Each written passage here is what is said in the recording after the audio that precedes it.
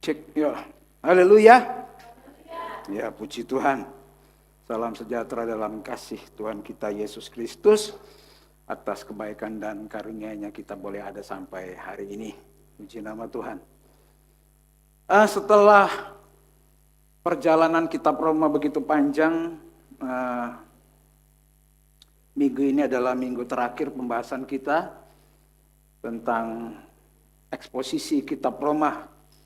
Ya, kitab Roma adalah salah satu masterpiece dari Rasul Paulus yang ditulis oleh Rasul Paulus kepada jemaat yang di Roma, yang tentu sebagai menjadi pokok landasan kita dalam kekristenan bicara tentang Injil Tuhan. Ya, tentu dengan segala keterbatasan saya sebagai manusia, setelah saya nonton kembali, ada beberapa hal yang mungkin terlewat dan mungkin akan disampaikan dalam beberapa waktu yang akan datang. Baik, saya ingin mereview sedikit. Roma pasal 1 sampai ke 3 berbicara tentang kebutuhan kita akan Injil. Lalu Roma 4 sampai ke 5 bicara tentang kita dibenarkan melalui Injil, justification. Lalu Roma 6 sampai 8 kita bicara sanctification, kita dikuduskan oleh Injil. Roma 9 sampai 11 bicara tentang penolakan Israel terhadap Injil. Lalu di Roma 12 sampai ke 15 bagaimana kita menghidupi Injil. Lalu Roma 16 kita bicara tentang doxologi, segala kemuliaan hanya bagi nama Tuhan. Ya, Roma 1 sampai ke 11 bicara tentang Tuhan yang bekerja di dalam kehidupan kita.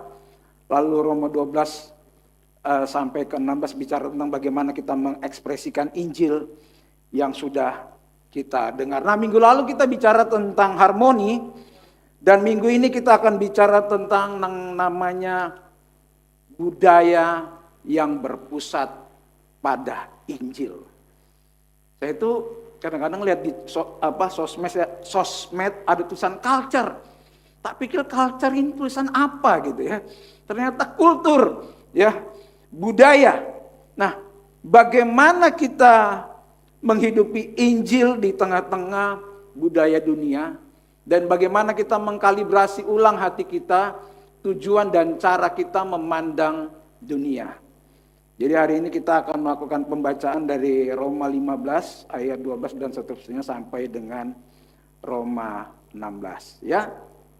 Baik, budaya dunia sangat bertolak belakang, counterintuitif, sangat berbeda, bahkan berlawanan dengan firman Tuhan. Ya. Roma 12 ayat 2 berkata begini, janganlah kita menjadi serupa dengan dunia, tetapi berubahlah oleh pembaruan budi kita. Nah, bagaimana gereja merespon dunia hari-hari ini? Atau kita sebagai orang Kristen, kita merespon dunia. Mungkin kita bisa mengutuki dunia ini. Ya. Condemn. Kita mengutuki dunia, apa yang budaya dunia lakukan. Apa yang budaya gereja sedang kerjakan. Zaman saya dulu saya ingat, saya itu nggak boleh nyanyi lagu dunia. Bahkan dengar lagu kaset yang lagu-lagu di luar rohani itu nggak boleh. Karena katanya kasetnya ada setannya. Ya, budaya saya zaman dulu, ya, nggak boleh nonton bioskop. Lebih baik berdoa. Nggak salah juga sih. Ya. Terus kalau yang pelayanan, hari Sabtu harus kudus hidupnya. Apalagi kalau jadi WL ya. WL itu beban berat ya. Harus kudus supaya waktu dia pelayanan hari Minggu, hadirat Tuhan ada.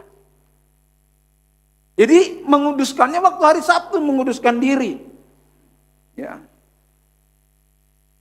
Jadi itu budaya yang ada di dalam gereja. Ya. Lalu bagaimana sikap kita? Ya. Bahkan ada waktu zaman dulu kita nggak boleh nonton TV. Kalau mungkin sekarang pendeta yang masih hidup kita nggak boleh main medsos misalkan. Apa jadinya kita? Kita bukan menjadi kudus dan suci, kita akan menjadi kampungan malahan. Ya. Lalu ada lagi budaya kita mengkritisinya. Mengkritisi budaya tanpa memberi solusi.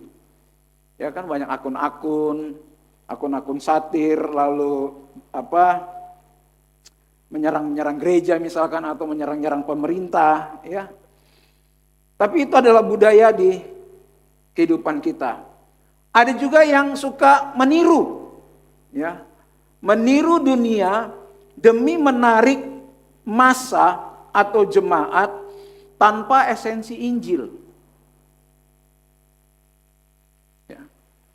Tanpa esensi Injil, kita copy mungkin gereja yang lebih besar, kita narik orang, supaya apa? Supaya orangnya menjadi sukses.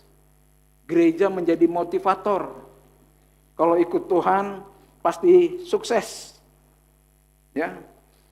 Gereja menjadi motivasi, jadi akhirnya kita meniru, ya, tanpa ada esensi Injil di dalamnya. Lalu budaya dunia masuk gereja adalah budaya konsumsi. Kita menjadi jemaat yang menjadi jemaat pelanggan, jemaat konsumen. Kalau gerejanya nggak enak, kita pergi. Kalau gerejanya tidak menyenangkan hati kita, kita akan pergi. Inilah budaya-budaya yang di sekitar kita hari-hari ini. Budaya dalam gereja, budaya dalam pekerjaan, apapun budaya itu, selalu 4 ini yang terjadi dalam kehidupan kita. Kita mau mengutuki, atau kita mengkritisi, atau kita mengcopy, atau bahkan kita menjadi konsumennya. Nah, salah satu buku Culture Making yang ditulis oleh Andy Krog, dia bilang begini, bagaimana gereja merespon budaya dunia? Bagaimana sikap gereja merespon budaya dunia? Dia bilang begini, kita perlu menciptakan satu-satunya cara mengganti budaya yang lama adalah dengan menciptakan budaya yang baru, yang lebih indah dan lebih bernilai.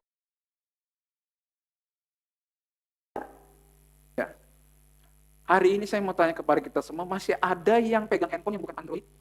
Masih handphone lama yang kecil itu? Bisanya cuma SMS sama telepon? Ada masih? Kita semua yang hadir di ruangan ini, kebanyakan kita sudah touchscreen. Betul? Kenapa kita nggak pakai handphone yang lama? Karena sudah nggak canggih lagi. Nah, cara untuk meninggalkan budaya yang lama atau yang buruk, kita harus menciptakan budaya yang baru, katanya Andy Krog. Bagaimana sekarang kita menciptakan budaya yang baru di dalam gereja berdasarkan dengan Injil?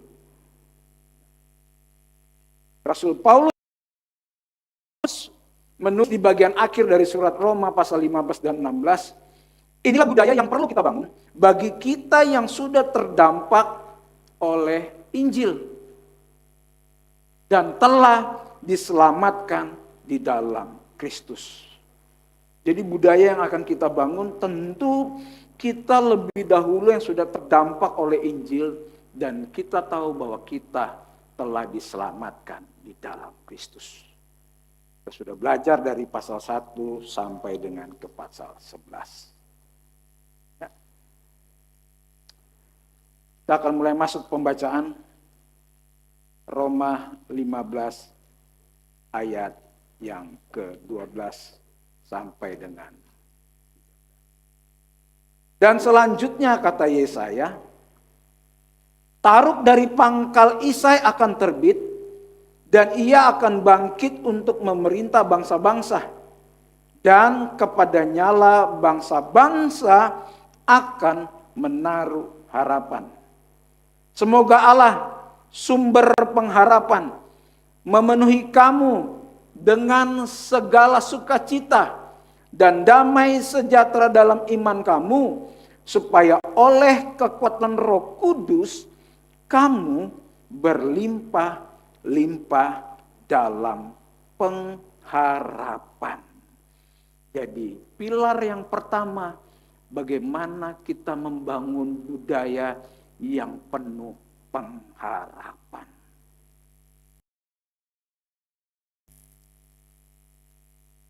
Ini pilar pertama. Yang sudah kita baca tadi, bicara tentang rencana Tuhan yang selalu ada pengharapan. Masalahnya hari ini kita berharap kepada siapa? Kita berharap kepada apa? Ya. Kepadanya lah bangsa-bangsa akan menaruh pengharapan. Ya, Paulus mengutip beberapa bagian dari Perjanjian Lama, ayat 9 dan 11, ayat 10 dan ayat 12, untuk menunjukkan bahwa karya penebusan Tuhan atas orang bukan Yahudi dan orang Yahudi dalam pujiannya kepada Allah selalu menjadi bagian dari rencana Allah dari semula. Jadi waktu itu di Roma terjadi konflik di dalam gereja karena ada orang Yahudi, ada orang non-Yahudi. Ya. Orang Yahudi merasa dia punya firman Tuhan, jadi mereka merasa lebih superior. Kita sudah belajar itu. Nah, artinya dengan pengharapan kepada bangsa-bangsa, kita yang bukan orang Yahudi, kita dikasih kesempatan yang sama untuk kita menjadi orang yang diselamatkan dan kita masuk dalam rencana Tuhan.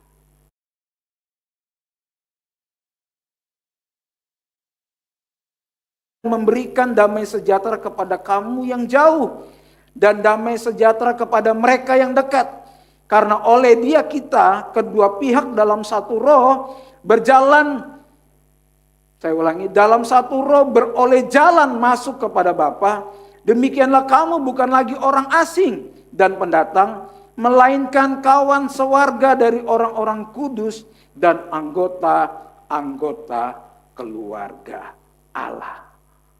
Kenapa kita dikatakan orang yang jauh? Orang yang jauh artinya adalah orang non-Yahudi. Dan siapa yang menyatukan kita? Yaitu Yesus Kristus kepada orang yang dekat. Yang dekat itu adalah orang Yahudi. Ya. Pertanyaan begini, kenapa budaya pengharapan menjadi penting dalam kehidupan kita? Kita tahu sekarang dunia ekonomi global sedang kacau. Dolar naik turun, harga emas menggila, baru-barusan Pertamax naik cukup drastis 4.000 rupiah menjadi 16.000. Harga-harga mulai mahal. Ya. Dulu saya beli jagung itu 5.000 3 batang, Bapak Ibu Saudara. Bukan saya sih, istri saya yang beli jagung. Sekarang 5.000 1. Nilai rupiah melemah. Ada teman saya bilang rupiah sudah nggak ada harganya lagi. Itu sebabnya kita perlu berpengharapan kepada siapa? Apakah kita punya pengharapan kepada uang kita?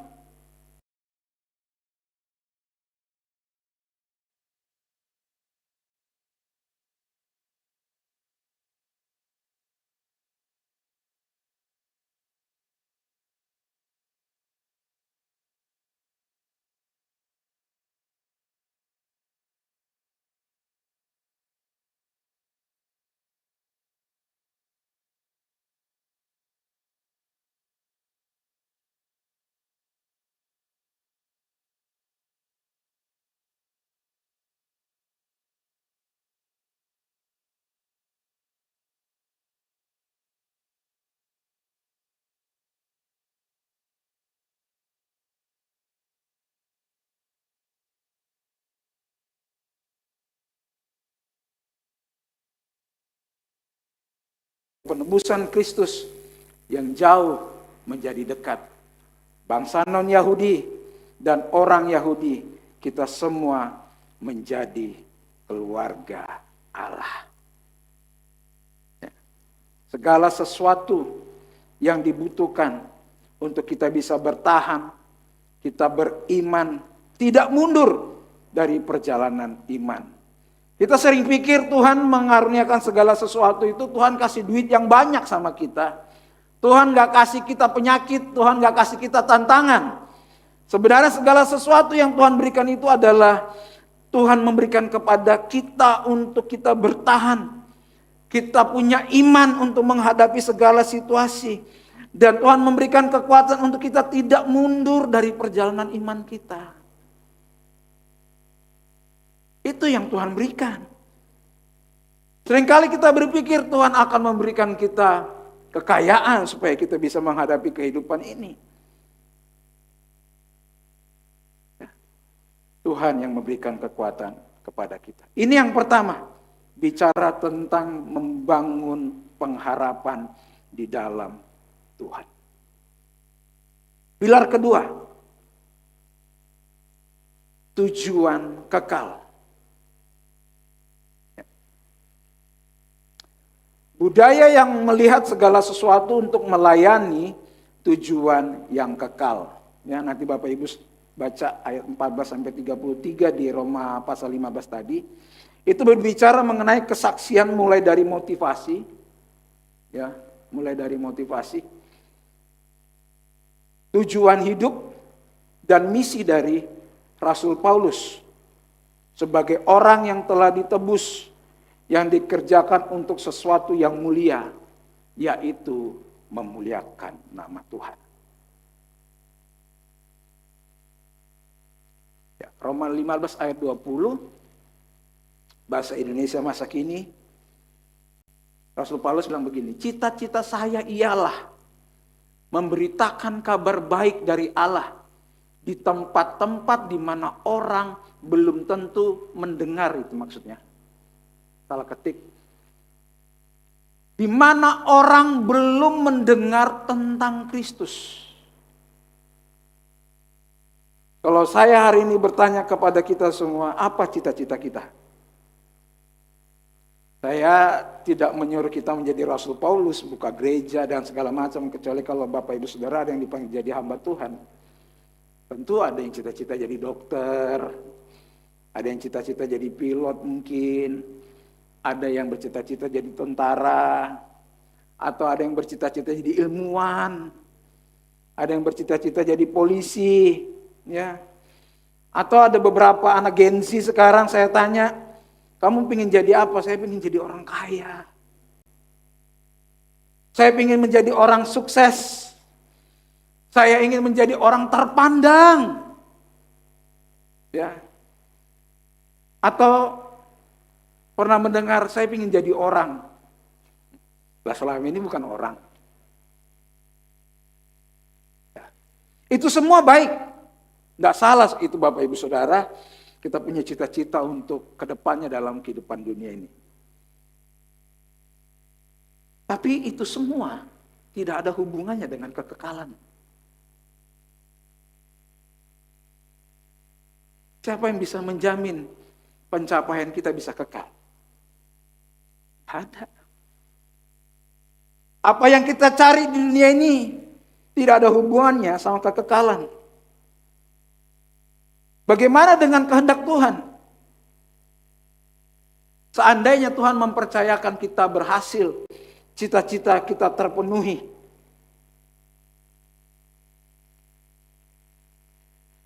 apa pentingnya untuk kekekalan? Sebabnya kita perlu menyelaraskan hati kita dengan kehendak Tuhan. Kita semua diciptakan Tuhan ini untuk menyembah. Kita punya sistem keagamaan. Ya. Kalau Bapak Ibu ke pedalaman tertentu yang belum ada agama misalkan, mereka bisa nyembah-nyembah pohon, nyembah-nyembah patung, ya. Kita semua punya sistem keagamaan. Karena kita diciptakan untuk menyembah. Masalahnya, kalau kita tidak menyembah Tuhan, kita menyembah uang, kita bisa menyembah diri kita sendiri. Apa cita-cita kita? Ya. Ada paradigma yang keliru. Seringkali kita bertanya, bagaimana Tuhan dapat terlibat dalam hidup saya? Tuhan, saya mau bikin A ini, makanya saya berdoa karena saya libatkan Tuhan. Seharusnya pertanyaan yang benar adalah, bagaimana hidup saya yang kecil ini dapat terlibat dalam rencana Tuhan yang besar?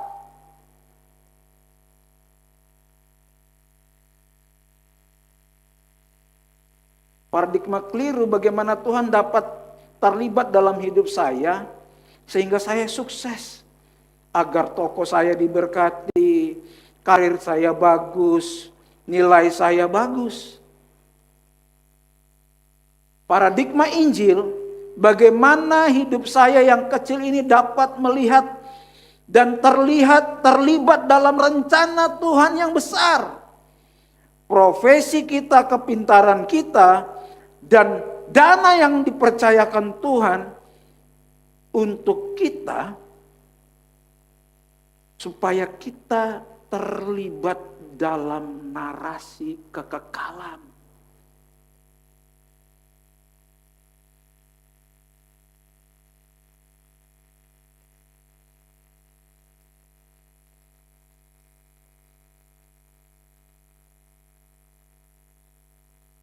Ini lagi testing karena ini baru beli kemarin. Yang lama rusak. Ya. Ini ada gambar. Saya hari ini juga pakai tab. Kira-kira tab ini dipakai untuk potong wortel bisa nggak sebagai talenan? Bisa nggak? Bisa. Tapi apakah dia didesain untuk sebagai talenan?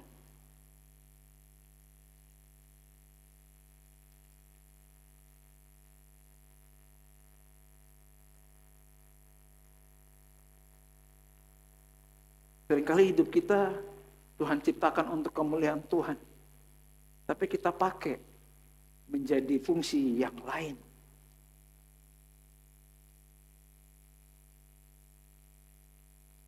Kita diciptakan bukan untuk dunia, tapi untuk kekekalan. Harga kita terlalu mahal kalau hanya hidup untuk dunia ini. John Piper dalam tulisannya bilang begini, aku tidak akan membuat hidupku percuma. Ingat, kamu atau kita hidup hanya sekali. Dan kita diciptakan untuk Tuhan. Itu sebabnya jangan sia-siakan hidup kita. Apa yang Tuhan percayakan dalam tangan kita hari-hari ini? Kita yang kerja, kita yang kuliah, kita yang berbisnis. Apakah benar-benar kita mau pakai itu untuk hormat, kemuliaan, nama Tuhan? Umur kita tidak lama Bapak Ibu Saudara. Alkitab mencatat 7-80 tahun. Bahkan 2 minggu lalu ada masih kerabat umur 21 tahun. Seorang atlet dipanggil Tuhan. Kita nggak pernah tahu umur kita sampai kapan. Pertanyaannya hari ini, apakah kita memberikan hidup kita yang kecil ini terlibat dalam pekerjaan Tuhan?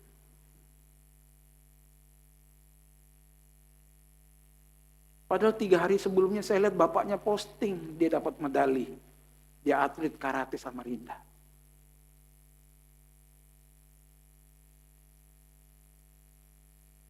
Ada yang tahu? Atlet loh. Secara kesehatan, sehatlah atlet. Tapi umur gak ada yang tahu.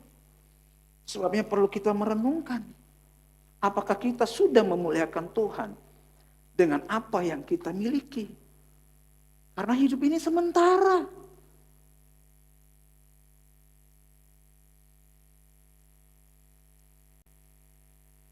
Bagaimana kita berdiri di hadapan Tuhan, bertanggung jawab atas berkat yang Tuhan sudah berikan dalam kehidupan kita.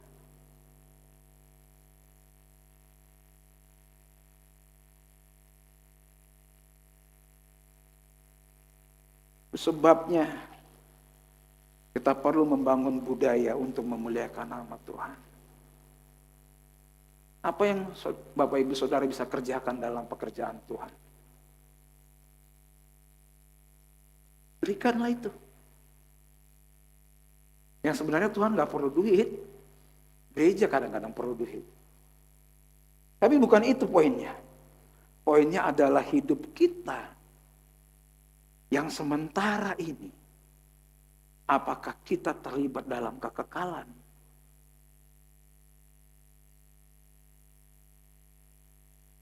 Roma 16 ayat 1 dan 2.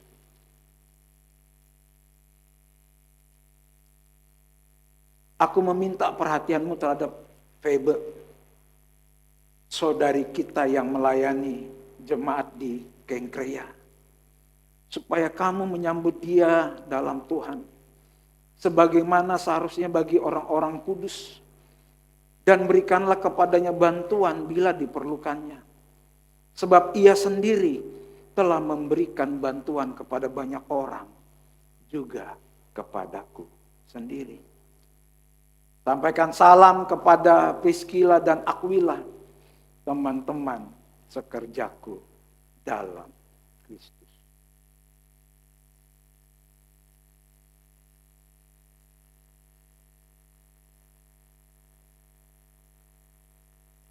Pilar yang ketiga,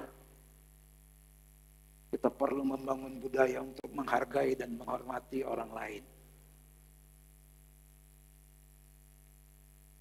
Kenapa kitab Roma 16 ayat 1 dan 2 bicara tentang ada 3 nama wanita yang ditulis? Ini yang mungkin Tante Heni kasih nama anaknya Feby, Priskila dan Aquila, Felia kali ya. Ya. Kenapa? Pada saat zaman itu perempuan itu orang kelas 2. Ya. Dan bahkan kalau di dalam pengadilan, perempuan itu nggak boleh jadi saksi ahli. Nggak boleh. Perempuan itu adalah orang kelas 2. Tapi kenapa Rasul Paulus mencatat di kitab Roma ini, dia menyebutkan ada perempuan di sana. Secara radikal Rasul Paulus menitipkan surat dan memberikan ruang kehormatan tertinggi kepada nama-nama perempuan, Feby, Priskila, dan Aquila, sebagai pelayan jemaat dan rekan sekerja dalam Kristus. Injil menghargai derajat kemanusiaan tanpa syarat.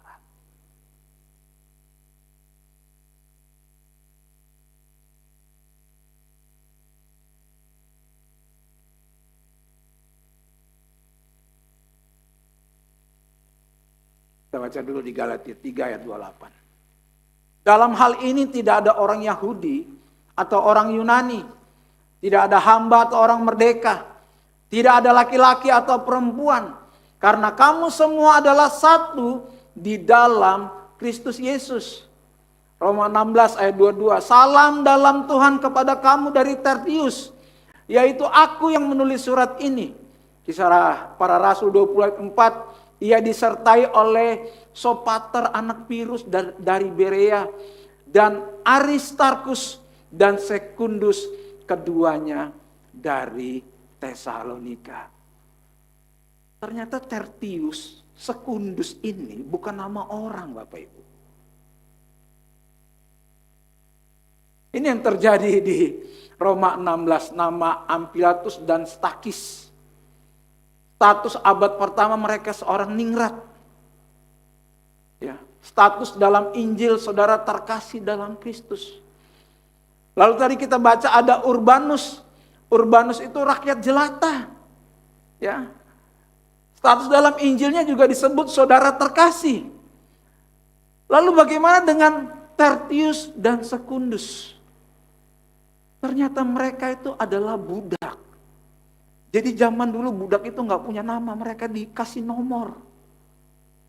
Bahasa Latin.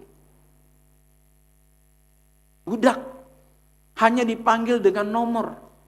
Tertius itu 3, Sekundus itu nomor 2. Status dalam Injil tetap disebut rekan sekerja yang dihargai.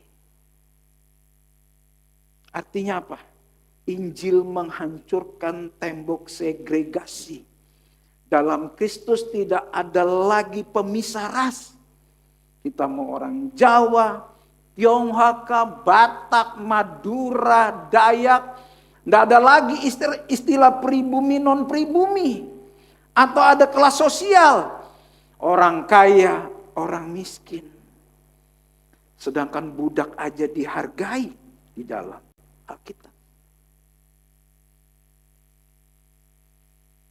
Bagaimana kita memandang orang hari-hari ini? Bagaimana sikap kita memandang orang?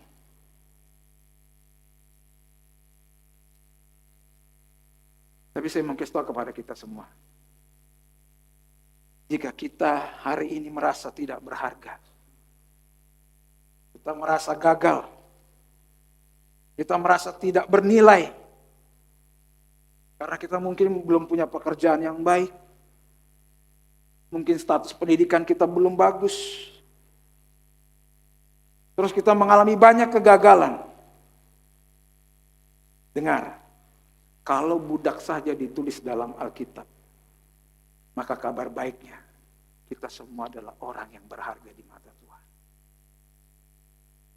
Karena Tuhan tidak pernah lihat status.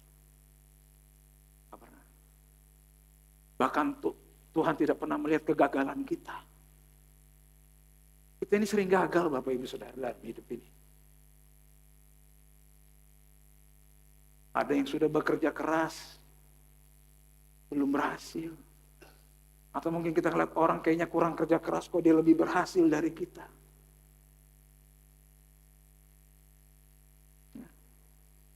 Tapi dari budaya menghargai ini, Tuhan mau kasih tahu sama kita. Kalau budak saja ditulis dalam Alkitab, apalagi kita.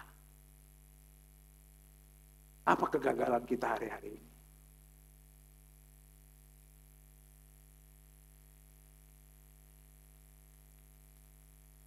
Yang keempat, pilar tentang kebenaran Injil.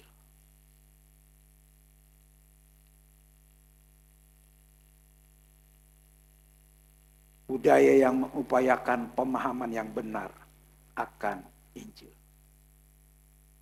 Kita baca dulu di Roma 16 ayat 17. Tetapi aku menasihatkan kamu saudara-saudara, supaya kamu waspada terhadap mereka yang bertentangan dengan pengajaran yang telah kamu terima. Bahasa Inggrisnya, contrary to the doctrine that you have been taught. Yang menimbulkan perpecahan dan godaan. Sebab itu hindarilah mereka.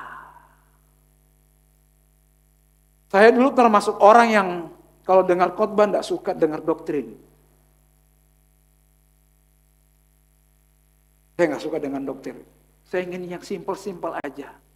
Bagaimana kehidupan kita dibantu oleh firman Tuhan yang kita dengar setiap minggu. So doktrin nggak perlu, karena doktrin itu ribet.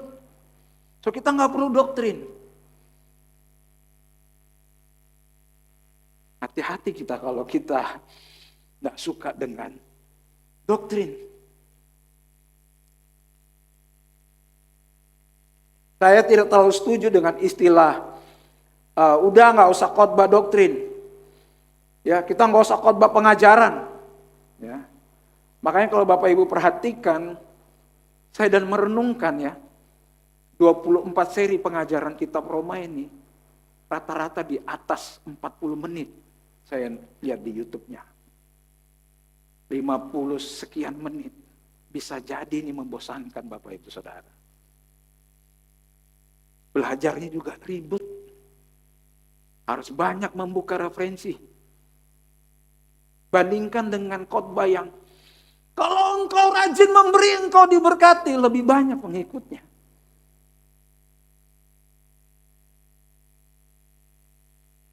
Ya. Tapi kita perlu waspada terhadap Injil yang diputar-balikan.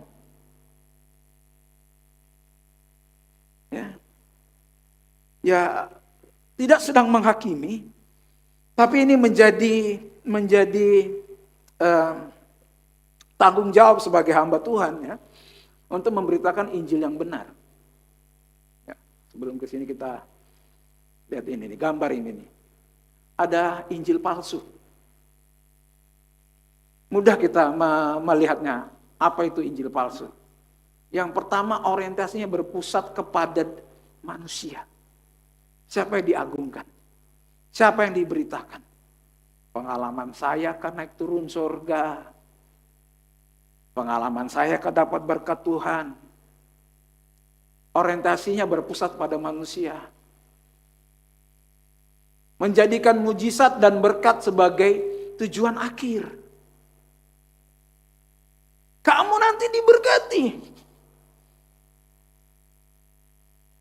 Ya. Melayani perut, kepentingan diri sendiri,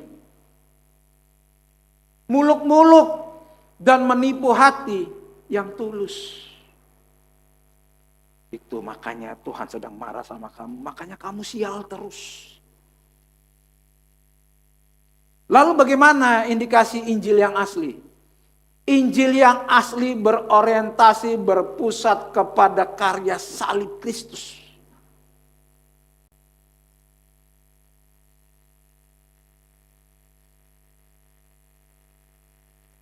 Mujizat dan berkat tunduk pada kedaulatan Tuhan.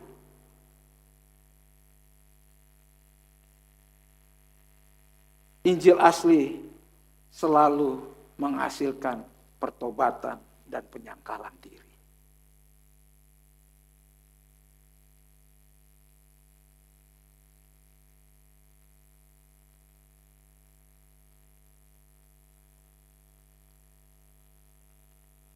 Kita udah bahas ini. Kita baca di Galatia 1:6 sampai dengan ke-9.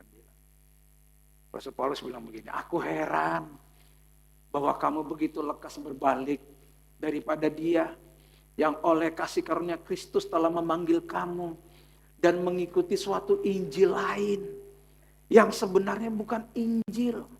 Hanya ada orang yang mengacaukan kamu dan yang bermaksud untuk memutarbalikan Injil Kristus. Tetapi sekalipun kami atau seorang malaikat dari sorga yang memberitakan kepada kamu suatu Injil yang berbeda dengan Injil yang telah kami beritakan kepadamu, terkutuklah dia. Seperti yang telah kami katakan dahulu, sekarang kukatakan sekali lagi. Jikalau ada orang yang memberitakan kepadamu suatu Injil yang berbeda dengan apa yang telah kamu terima, terkutuklah dia.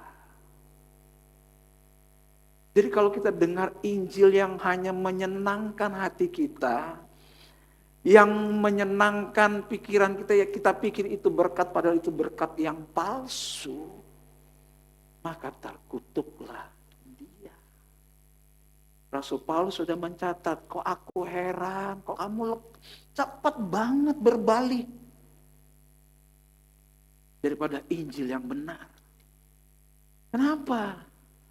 Sebab orang-orang yang demikian tidak melayani Kristus. Tuhan kita tetapi melayani perut mereka sendiri. Dan dengan kata-kata mereka yang muluk-muluk dan bahasa mereka yang manis, mereka menipu orang yang tulus hatinya.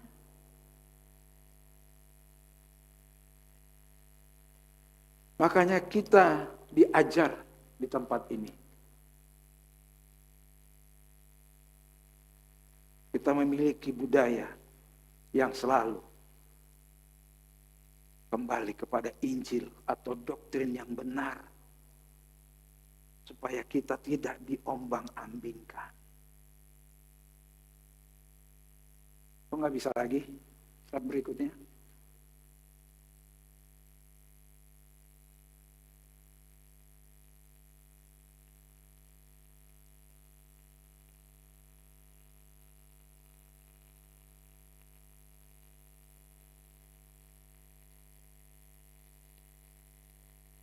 Udah?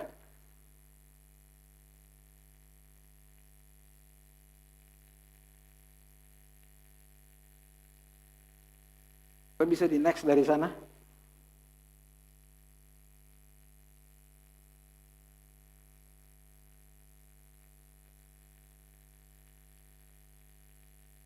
Kisah Rasul 20 ayat 29 sampai dengan 30. Aku tahu bahwa sesudah aku pergi, serigala-serigala yang ganas akan masuk ke tengah-tengah kamu dan tidak akan menyayangkan kawanan itu. Bahkan dari antara kamu sendiri akan muncul beberapa orang yang dengan ajaran palsu mereka berusaha menarik murid-murid dari jalan yang benar dan supaya mengikuti mereka. Hati-hati. Hari ini gereja tak perlu melihat ajarannya benar atau palsu. Kalau ajarannya itu tidak memuliakan Tuhan, tidak pernah bicara tentang Yesus yang tersalib, kita perlu berhati-hati. Kalau yang disampaikan itu semuanya hanya untuk kepentingan perut kita. Bagaimana supaya kita diberkati, bagaimana kunci-kunci sukses. Bagaimana kunci-kunci dari kehidupan yang khawatir menjadi kehidupan yang tidak khawatir.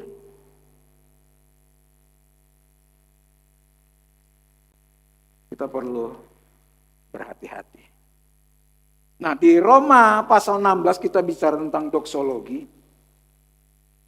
Doksologi itu adalah awal katanya dari dox ortodoks. Ortodoks itu bagaimana kita memiliki pikiran yang benar, memahami doktrin dan pandangan yang benar akan Injil Kristus. Setelah pikiran kita diubahkan, kita dengar Injil Kristus, ya, kita diubahkan, pikiran kita menjadi benar. Lalu ketika pikiran kita menjadi benar, kita memiliki hati yang benar. Sehingga kita memiliki sikap hati, empati, dan afeksi yang dikalibrasi oleh anugerah. Tanpa Injil, segala sesuatu tidak berguna dan sia-sia.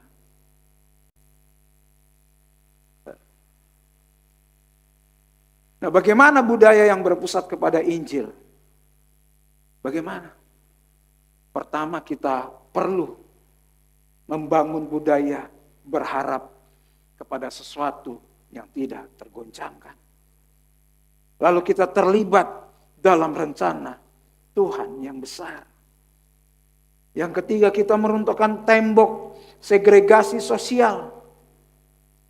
Yang keempat, yang paling penting adalah kita menolak doktrin KW. Kita menolak Injil yang palsu. Kita berpegang kepada kebenaran. Yaitu pondasi kita, keselamatan semata-mata hanya karena anugerah Tuhan. Ya.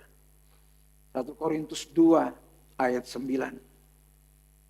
Tetapi seperti ada tertulis, apa yang tidak pernah dilihat oleh mata, dan tidak pernah didengar oleh telinga, dan yang tidak pernah timbul dalam hati manusia, semua disediakan oleh Allah untuk mereka yang mengasihi Dia. Apa yang ada di benak kita waktu kita mendengar atau membaca ayat ini? Bahkan kita pernah nyanyi, apa yang tak pernah dilihat mata, Apa yang tak pernah didengar telinga dan yang pernah timbul di dalam hati, semua disediakannya. Apa yang ada di benak kita waktu kita dengar lagu ini? Apa kita pernah kita berpikir tiba-tiba kita dari rumah kita kecil menjadi besar rumah kita? Atau dulu motor kita yang kecil tiba-tiba motor kita jadi besar? Atau mobil kita yang kecil tiba-tiba jadi besar ketika kita mendengar ayat ini? Saya dulu berpikir begitu tuh, Bapak Ibu Saudara. Allah sanggup melakukan perkara yang besar. Wah, ini yang tidak ada jadi ada dalam nama Yesus terjadi. Ayat ini bicara tentang kok bisa Tuhan yang besar mau datang ke dunia untuk mencari kita orang berdosa ini loh. Yang harusnya kita ini mati. Kok mau dia yang besar turun ke bumi untuk cari kita?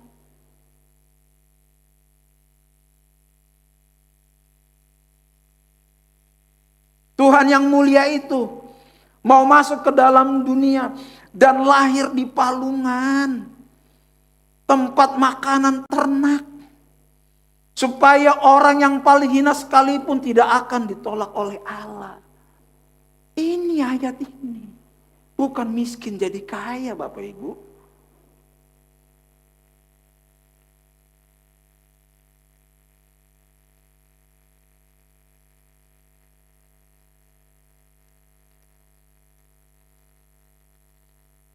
Kita semua yang paling berdosa, hidup kita yang paling gelap, tidak akan ditolak oleh Allah. Karena penebusan Tuhan itu menjangkau saudara. Bukan kita yang menghampiri Tuhan. Tapi Tuhanlah yang menghampiri kita. Waktu kita tidak setia, Dia tetap setia. Waktu kita gagal, Dia tidak pernah gagal. Keselamatan kita karena dari kemuliaan Kristus. Kemuliaan Kristus itulah doksologi. Segala kemuliaan hanya bagi Tuhan.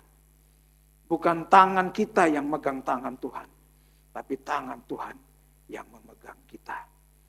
Injil bukanlah manusia berusaha menggapai Allah, melainkan Allah yang maha mulia turun ke palungan hewan hingga ke kayu salib untuk mencari orang berdosa yang paling hina. Keselamatan kita ditopang bukan oleh kehebatan dan kesetiaan kita, melainkan murni oleh kesetiaan Kristus. Di dalam Kristus kita menjadi utuh. Ini yang perlu kita bangun.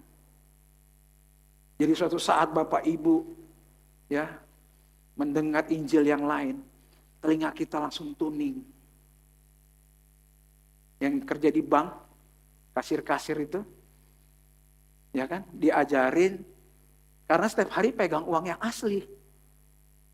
Suatu saat dia terima uang yang palsu, dia langsung notice. Ini palsu nih. Kenapa? Karena setiap hari ketemu uang yang asli. Sama dengan kita. Kalau setiap minggu kita dengar Injil yang benar, suatu saat kita mendengar Injil yang KW, telinga kita langsung tuning.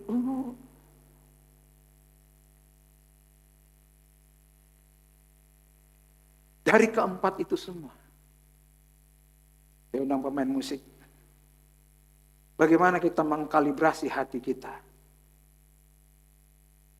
Ya, pertanyaan reflektif untuk kita semua. Di manakah kita menaruh pengharapan saat kita mengalami krisis? Apa kita taruh pengharapan kita di uang? Kita taruh pengharapan di kekuatan diri kita sendiri? Atau kita taruh kekuatan di dalam Injil? Apakah hidup kita hanya talenan yang fana? Atau kita sedang terlibat dalam narasi kekekalan? Siapakah yang masih sering kita rendahkan? Karena status sosial, ras, atau golongan? Atau kita orang yang merasa direndahkan? Apakah pemahaman kekristenan kita? Apakah kita berpusat kepada Kristus atau sekedar alat pemuas perut kita sendiri? Filipi 1 ayat 6. Dalam hal ini aku yakin sepenuhnya, yaitu Ia yang memulai pekerjaan yang baik di antara kamu akan meneruskannya sampai pada akhirnya. Ini budaya Injil. Pengharapan kita bukan kepada yang fana. Uang bisa habis. Apakah kita terlibat dalam kekekalan? Umur kita nggak tahu. Bagaimana kita memandang orang lain?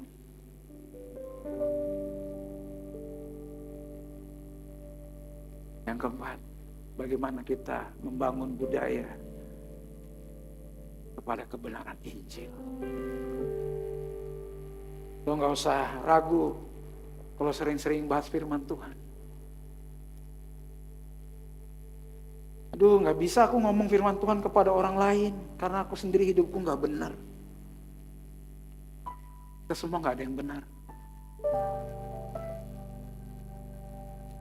Siapa yang bisa bilang aku orang yang paling benar? Tidak ada. Jika kita menghambat pemberitaan Injil. Injil bicara tentang bagaimana memperbaiki kelakuan. Membuat kita bertobat. Mengerti kita perlu menyangkal diri. Pikul salib.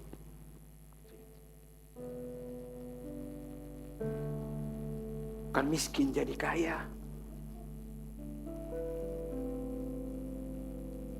Tuhan tolong kita semua.